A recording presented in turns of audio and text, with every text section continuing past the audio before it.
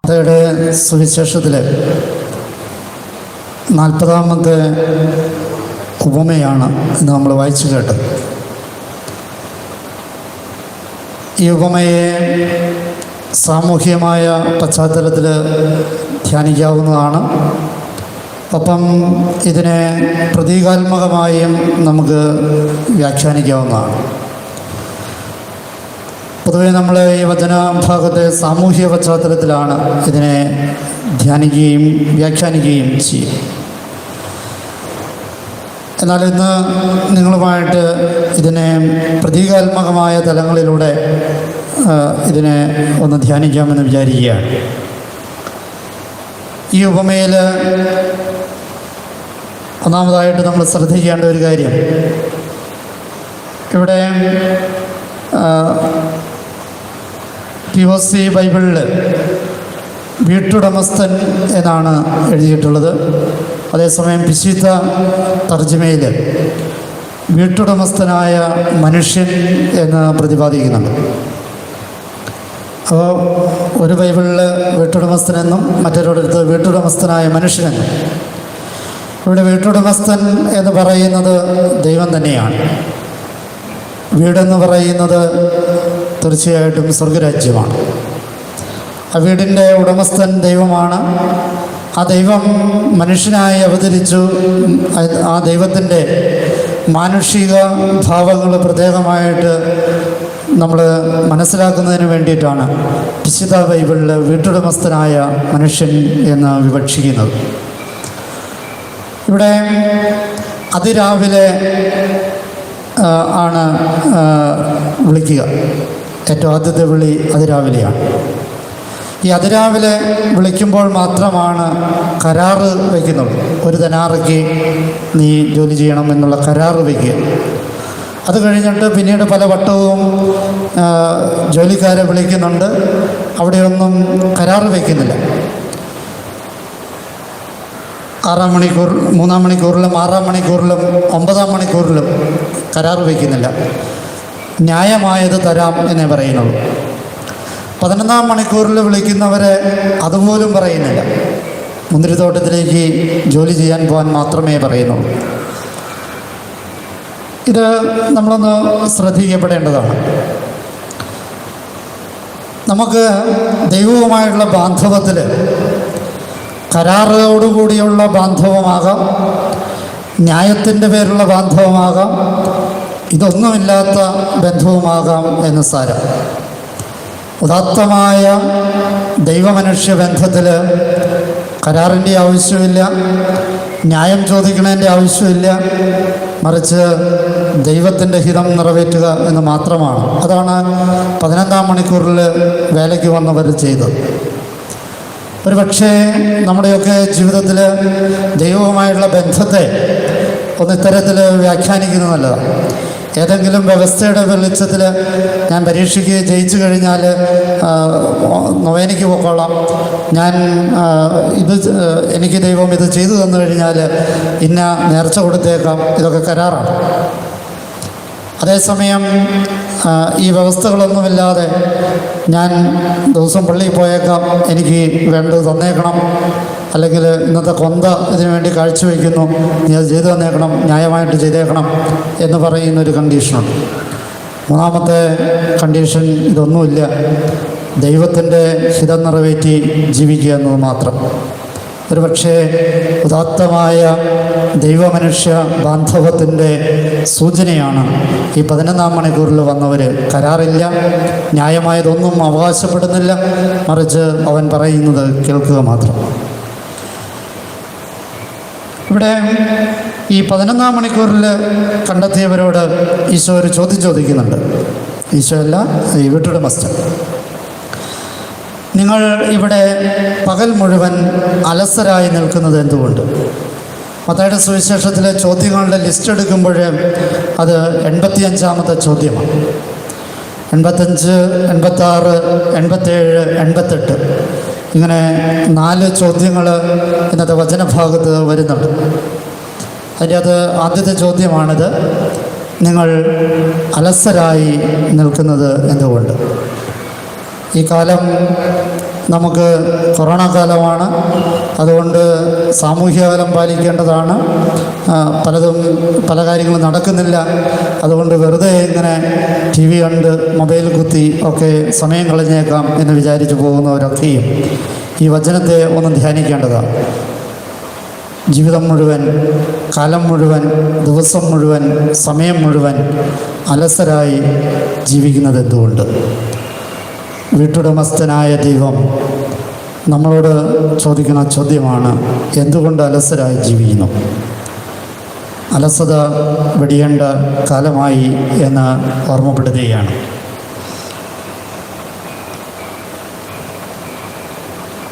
ഇവിടെ നമ്മൾ മറ്റൊരു കാര്യം ചിന്തിക്കപ്പെടേണ്ടത്, എങ്ങോട്ടാണ് ഈ ജോലിക്കാരെ ക്ഷണിച്ചത്? അത് മുന്തിരിത്തോട്ടത്തിലേക്കാണ്. മുന്തിരിത്തോട്ടം എന്ന് പറയുന്നത് വീട്ടുടമസ്ഥൻ്റെ സ്വത്താണ്. അത് തീർച്ചയായിട്ടും തിരുസഭ തന്നെയാണ്. മുന്തിരിത്തോട്ടത്തിലേക്കാണ്, സഭയിലേക്കാണ് നമ്മളെ ഓരോരുത്തരെയും ജോലിക്ക് വേണ്ടിയിട്ട് ക്ഷണിക്കുക എന്ന് സാരം. അപ്പോൾ നമ്മൾ ഓരോരുത്തരും ക്രിസ്തുവിൻ്റെ സഭയാകുന്ന ഈ മുന്തിരിത്തോട്ടത്തിൽ ജോലി ചെയ്യാൻ വേണ്ടി വിളിക്കപ്പെട്ടവരാണ് എന്ന് സാരം. ഈ മുന്തിരിത്തോട്ടത്തിൽ ഓരോ മുന്തിരിച്ചെടികളുമാണ് ഓരോ വിശ്വാസി. അതുകൊണ്ട് തന്നെയാണല്ലോ ക്രിസ്തു മുന്തിരിച്ചെടിയുടെ ഉപമ പറയുമ്പോൾ കൃത്യമായിട്ട് തന്നെ പറയുക. അപ്പം ഈ മുന്തിരിത്തോട്ടത്തിലെ ഓരോ മുന്തിരിച്ചെടിയും ഓരോ വിശ്വാസിയാണ്. അങ്ങനെയെങ്കിൽ ഈ മുന്തിരിത്തോട്ടം എന്ന് പറയുന്നത് സഭയാണ്. സഭയെന്ന് പറയുന്നത് മുന്തിരിച്ചെടികളുടെ കൂട്ടമാണ്. അല്ലെങ്കിൽ മുന്തിരിത്തോട്ടം എന്ന് പറയുന്നത് മുന്തിരിച്ചെടികളുടെ കൂട്ടമാണെങ്കിൽ സഭയെന്ന് പറയുന്നത് വിശ്വാസികളുടെ കൂട്ടായ്മയാണ്. വിശ്വാസികളുടെ കൂട്ടായ്മയിൽ ജോലി ചെയ്യാനാണ് നമ്മളെ ക്ഷണിച്ചത്. ഒരു മുന്തിരിയെ മാത്രം ശുശ്രൂഷ ചെയ്യാനല്ല, മറിച്ച് നിന്നെ ക്ഷണിച്ചത് ഒരു മുന്തിരിയെ ശുശ്രൂഷ ചെയ്യാനല്ല, മറിച്ച് മുന്തിരിത്തോട്ടത്തെ ശുശ്രൂഷ ചെയ്യാനാണ്, കൂട്ടായ്മയെ ശുശ്രൂഷ ചെയ്യാനാണ്. അത് കുടുംബത്തിൻ്റെ കൂട്ടായ്മയാകാം, കുടുംബയോഗത്തിൻ്റെ കൂട്ടായ്മയാകാം, ഇടവകയുടെ കൂട്ടായ്മയാകാം, സഭയുടെ കൂട്ടായ്മയാകാം, ഏതു തന്നെ ആയിക്കോട്ടെ, കൂട്ടായ്മയിൽ ശുശ്രൂഷ ചെയ്യാനാണ് നിന്നെ ക്ഷണിച്ചിട്ടുള്ളത്. പലപ്പോഴും നമ്മൾ ഈ കൂട്ടായ്മയിൽ നിന്ന് അകലാനുള്ള പ്രവണത നമുക്കൊക്കെ ഉണ്ട്. ഏതെങ്കിലും ഒരു മുന്തിരിച്ചെടിയെ പരിപാലിച്ച് ശുശ്രൂഷിച്ചൊക്കെ ജീവിതം മുന്നോട്ട് നീങ്ങിയേക്കാം. അല്ലെങ്കിൽ വേണ്ട, എന്നെ തന്നെ എൻ്റെ കാര്യം നോക്കി പോയിക്കൊള്ളാം എന്ന് വിചാരിക്കുന്നവരാണ്. അതുകൊണ്ടാണ് പലരും ചോദിക്കണം, പള്ളിയിൽ പോയിടാൻ എന്താ കിട്ടണേ, കുടുംബയോഗത്തിന് പോയാൽ എന്താ കിട്ടണേ? ഈ കിട്ടണതിൻ്റെ കണക്ക് പറഞ്ഞിരിക്കുന്നവരൊക്കെയും സ്വാർത്ഥതയുടെ ബാബേൽ ഗോപുരങ്ങളിൽ മുകളിൽ കയറിയിരിക്കുന്നവരാണ്. ഭാഷകൾ ഭിന്നമായവരാണ്. എപ്പോഴാ തകർന്നു പോണേ എന്ന് പറയാൻ പറ്റില്ല. അല്ലെങ്കിൽ തകർച്ചയിൽ തന്നെയാണ് അവർ ജീവിക്കുക എന്ന് സാരം. ഇവിടെ വീണ്ടും നമ്മൾ ഈ ജോലിക്കാർ എന്നത് എന്താ? ജോലിക്കാർ എന്ന് പറഞ്ഞാൽ സഭയിൽ സുഹൃതങ്ങൾ ചെയ്ത് ശുശ്രൂഷ ചെയ്ത് ജീവിക്കുന്നവരുടെ പേരാണ് ജോലിക്കാരെന്ന് പറയുന്നത്. അവർക്ക് സഭയിൽ ഏതെങ്കിലും വിധത്തിലുള്ള ശുശ്രൂഷ ഏൽപ്പിക്കപ്പെടാത്ത ഒരൊറ്റ മനുഷ്യൻ പോലുമില്ല. കുടുംബനാഥൻ എന്ന ദൗത്യമായിരിക്കാം. അതുകൊണ്ട് കുടുംബമാകുന്ന മുന്തിരിത്തോട്ടത്തിൻ്റെ ജോലിക്കാരനാകാം. കുടുംബനാഥിക്കും അതുപോലെ തന്നെ ഒരു വിദ്യാർത്ഥിയെ സംബന്ധിച്ചിടത്തോളം അവൻ വിദ്യാഭ്യാസത്തിൻ്റെ മേഖലയിൽ വർക്ക് ചെയ്യേണ്ടവനാണ്, അവൻ്റെ ജോലി അതാണ്. ഓരോരുത്തരുടെയും ജോലി ഈ സഭയിൽ നിർണയിക്കപ്പെട്ടിട്ടുണ്ട്. രോഗി ശുശ്രൂഷകരുടെ ജോലികൾ ഇതൊക്കെ സഭയിലെ ശുശ്രൂഷകൾ തന്നെയാണ്. ഈ ശുശ്രൂഷകൾ എത്രത്തോളം ആത്മാർത്ഥമായി ചെയ്യുന്നു എന്നുള്ളത് പ്രധാനപ്പെട്ടതാണ്. ദൈവം വിളിച്ചപ്പോൾ തന്നെ ജോലി ചെയ്തോ എന്നുള്ളത്, എത്ര സമയം ചെയ്തു എന്നുള്ളത് ദൈവത്തിന് വലിയ പ്രശ്നമല്ല. പക്ഷേ എത്രത്തോളം ആത്മാർത്ഥത്തോടെ ചെയ്തു, വിളിച്ചപ്പോൾ തന്നെ ജോലിക്ക് കയറിയോ, ജോലി ആരംഭിച്ചോ, ഇതൊക്കെ പ്രധാനപ്പെട്ട കാര്യമാണ്. അപ്പോൾ ഏതെങ്കിലും വിധത്തിൽ ശുശ്രൂഷയിൽ ഏർപ്പെട്ടിരിക്കുന്നവർ, ഏതെങ്കിലും വിധത്തിൽ സമൂഹത്തിന് സഭയ്ക്ക് നന്മ ചെയ്യുന്നവരൊക്കെയും മുന്തിരിത്തോട്ടത്തിലെ ജോലിക്കാർ തന്നെയാണ് എന്ന് സാരം. എന്താണ് കരാറ്? ആദ്യം വിളിച്ചവരോട് കരാറ് വയ്ക്കുന്നുണ്ടല്ലോ. എന്താണ് കരാറ്? കരാറെന്ന് പറയുന്നത് ജീവിതത്തിൻ്റെ അവസ്ഥകളുടെ സൂചനയാണ്. ഒരു പക്ഷേ നീ ദൈവവുമായുള്ള ജോലിക്ക് കരാറ് വെച്ചിട്ടുള്ളത് കുടുംബജീവിതത്തിനായിരിക്കാം. ഒരു പക്ഷേ നീ ദൈവവുമായിട്ടുള്ള ഈ മുന്തിരിത്തോട്ടത്തിൽ ജോലി ചെയ്യാൻ വെച്ചിട്ടുള്ള കരാറ് ഏകസ്ഥ ജീവിതമായിരിക്കാം, ഇല്ലെങ്കിൽ സന്യസ്ത ജീവിതമായിരിക്കാം, ഇല്ലെങ്കിൽ പൗരോഹിത്യ ജീവിതമായിരിക്കാം. ഈ ഏതൊരു ജീവിതാന്തസ് തിരഞ്ഞെടുക്കുന്നുവോ അതാണ് കരാറ്. കരാറുകളൊന്നും ലംഘിക്കപ്പെടാൻ പാടുള്ളതല്ല, ഒരു കരാറും ലംഘിക്കാനുള്ളതല്ല. അപ്പോൾ നീയും നിൻ്റെ വീട്ടുടമസ്ഥനുമായി, നിൻ്റെ മുതലാളിയുമായി, നിൻ്റെ ദൈവവുമായി ഉണ്ടാക്കിയ കരാറെന്ന് പറയുന്നത് നീ തിരഞ്ഞെടുത്ത നിൻ്റെ ജീവിതാവസ്ഥയാണ്. ആ കരാറ് നീ ദൈവവുമായിട്ടുണ്ടാക്കിയത്. അതുകൊണ്ടാണല്ലോ വിവാഹമെന്ന ഉദാശയിലൊക്കെ വളരെ കൃത്യമായിട്ട് ഈ ഇത് ഉടമ്പടിയാണ് എന്ന് പറയുന്നതും അവിടെ ദൈവത്തിൻ്റെ സന്നിധിയിലാണ് നടത്തുന്നതൊക്കെ വ്യക്തമാക്കുക. അപ്പോൾ ദൈവവുമായി നിൻ്റെ ഈ മുന്തിരിത്തോട്ടത്തിലെ ജോലിയുടെ കരാറെന്ന് പറയുന്നത് നമ്മുടെ ജീവിതാവസ്ഥകളാണ്. ആ കരാറിൽ വ്യവസ്ഥകളിൽ ലംഘനമുണ്ടായാൽ നീ ജോലിക്കാരനല്ല, വിശ്വസ്തനായ ജോലിക്കാരനല്ല എന്ന് സാരം. ഇനി മുന്തിരിത്തോട്ടത്തിലേക്ക് ഈ വീട്ടുടമസ്ഥൻ കൂട്ടിക്കൊണ്ടുപോവുകയല്ല, അയക്കുകയാണ് ചെയ്യുക. അത് വളരെ ശ്രദ്ധിക്കപ്പെടേണ്ട ഒരു കാര്യമാണ്. ദൈവം കൂടെ നടന്നിട്ട് നിനക്ക് ഈ പണി ആ പണി എന്ന് പറയുകയല്ല, നിന്നെ മുന്തിരിത്തോട്ടത്തിലേക്ക് അയക്കുകയാണ്. നിനക്ക് സ്വാതന്ത്ര്യമുണ്ട്, പണിയെടുക്കാനും സ്വാതന്ത്ര്യമുണ്ട്, എടുക്കാതിരിക്കാനും സ്വാതന്ത്ര്യമുണ്ട്, അല്ലെങ്കിൽ നിന്റെ തന്നിഷ്ടം പോലെ നടക്കാനുള്ള സ്വാതന്ത്ര്യമുണ്ട്. നിന്നെ ഈ സഭയിലേക്ക് മാമോദീസയിലൂടെ ക്ഷണിച്ചു, ഈ സഭയിലേക്ക് നിന്നെ അയച്ചിരിക്കുകയാണ്.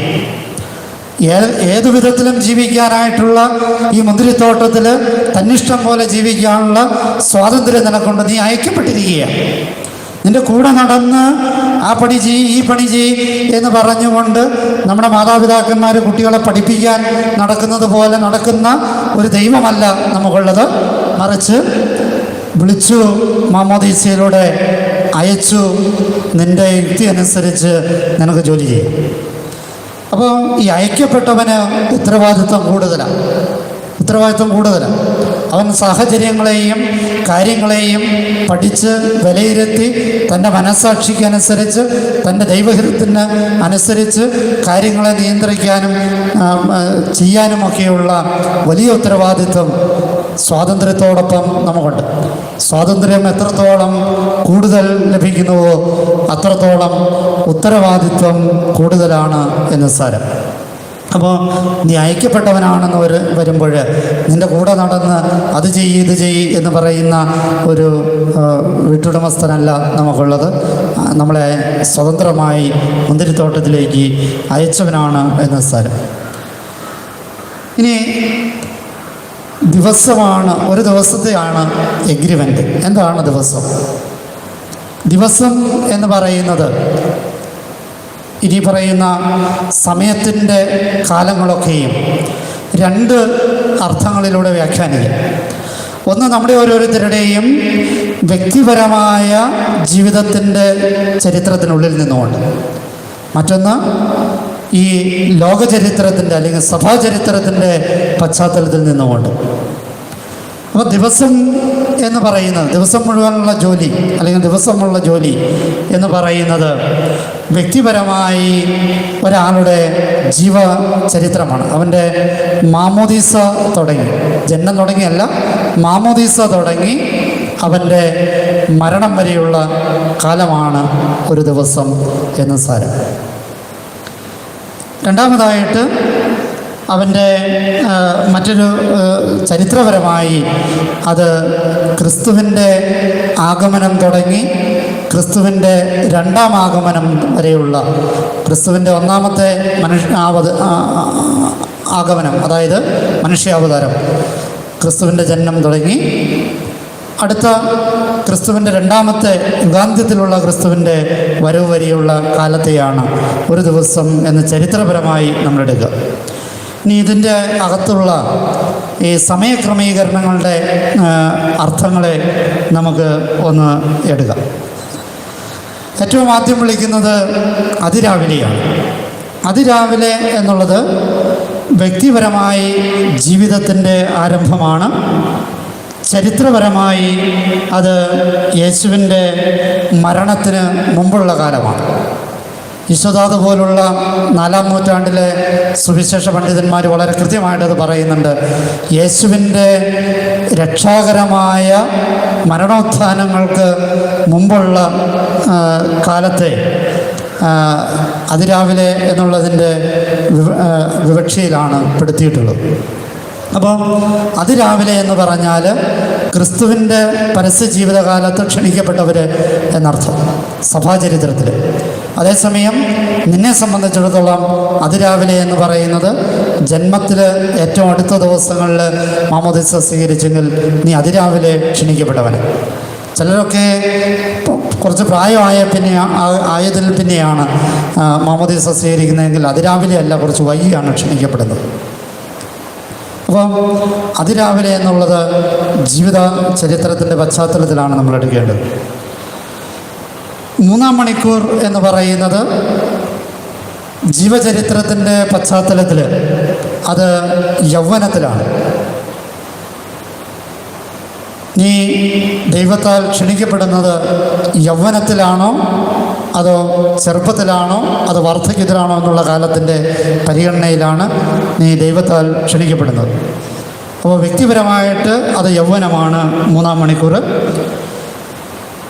അതേസമയം ചരിത്രപരമായിട്ട് അപ്പസ്തോലന്മാരുടെ കാലഘട്ടത്തെയാണ് അത് 3-ാം മണിക്കൂർ, സഭയുടെ വളർച്ചയുടെ കാലഘട്ടത്തെയാണ് 3-ാം മണിക്കൂർ എന്ന് വിവക്ഷിക്കുന്നത്.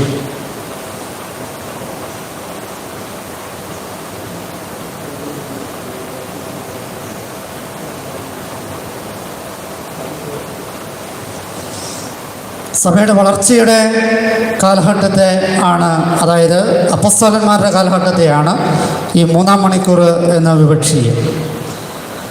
6-ാം മണിക്കൂർ എന്താണ്? 6-ാം മണിക്കൂർ എന്ന് പറയുന്നത് മധ്യവയസ്സിൻ്റെ കാലമാണ് വ്യക്തിപരമായിട്ട്. അതേസമയം സഭാചരിത്രത്തിൽ കഴിഞ്ഞുപോയ കാലത്തിൻ്റെ, ഓരോ മനുഷ്യരും അതിനെ വിലയിരുത്തുമ്പോൾ എനിക്ക് മുമ്പേ കഴിഞ്ഞുപോയ കാലത്തിൻ്റെ ആണ്. അപ്പോൾ 2 നൂറ്റാണ്ട് മുമ്പ് ജീവിച്ചവരാണെങ്കിൽ ആ 2 നൂറ്റാണ്ടിന് മുമ്പുള്ള സഭാചരിത്രത്തിൻ്റെ പശ്ചാത്തലത്തിലാണ് ഈ 6-ാം മണിക്കൂറിനെ വിലയിരുത്തേണ്ടത്. 9-ാം മണിക്കൂർ എന്ന് പറയുന്നത് ഏതാ? അതൊരു പെൻഷൻ പ്രായമൊക്കെയാണ് 9-ാം മണിക്കൂർ. വ്യക്തിപരമായിട്ട് നോക്കുമ്പോൾ അതൊരു പെൻഷൻ പ്രായമാണ്. അതേസമയം സഭയുടെ ചരിത്രത്തിൽ നമ്മൾ നോക്കുമ്പോൾ അത് ഇന്നാണ്, ഈ കാലഘട്ടമാണ് സഭാചരിത്രത്തെ സംബന്ധിച്ചിടത്തോളം ഈ 9-ാം മണിക്കൂർ. 11-ാം മണിക്കൂർ എന്താ? വ്യക്തിപരമായിട്ട് അത് വാർദ്ധക്യത്തിൻ്റെ കാലമാണ്. വാർദ്ധക്യത്തിൻ്റെ കാലമാണ് വ്യക്തിപരമായിട്ട് 11-ാം മണിക്കൂർ. അതേസമയം അത് സഭയുടെ ചരിത്രത്തിൻ്റെ പശ്ചാത്തലത്തിൽ അത് യുഗാന്ത്യത്തിൻ്റെ കാലമാണ്. യുഗാന്ത്യത്തിൻ്റെ കാലമായിട്ടാണ് സഭാചരിത്രത്തിൽ നമ്മളതിനെ വായിക്കുക.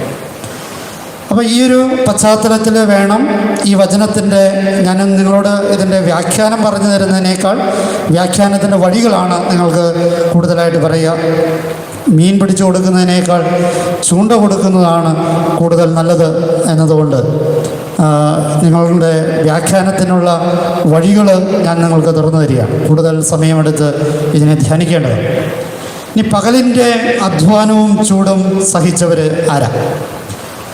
അത് തീർച്ചയായിട്ടും വിശുദ്ധരാണ്.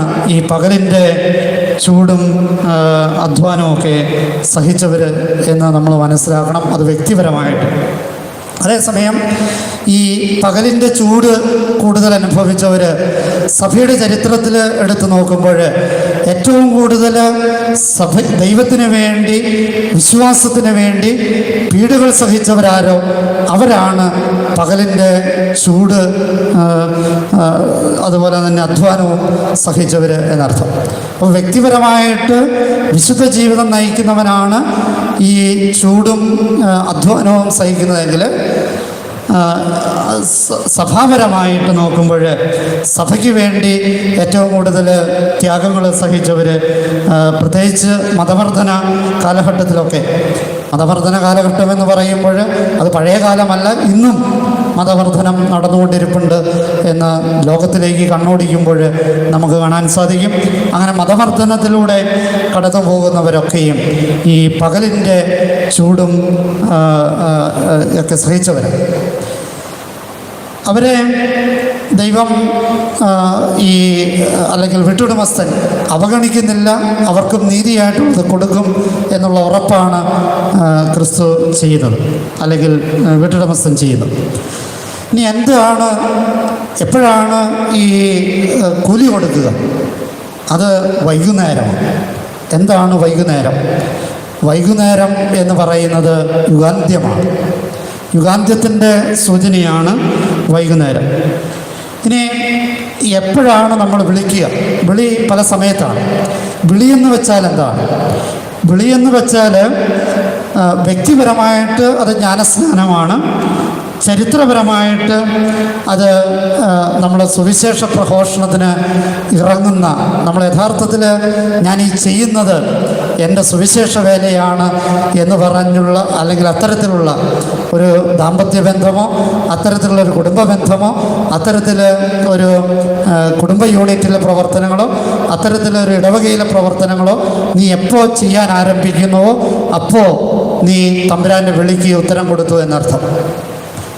എപ്പോഴാണോ നീ ദൈവഹിതത്തിന് വിധേയമായി നിന്നെ ഏൽപ്പിച്ചിട്ടുള്ള ജോലി നീ ചെയ്യാനായിട്ട് ആരംഭിക്കുന്നത്, അതാണ് ചരിത്രപരമായിട്ട് നീ വിളിക്ക് പ്രത്യുത്തരം കൊടുക്കുക.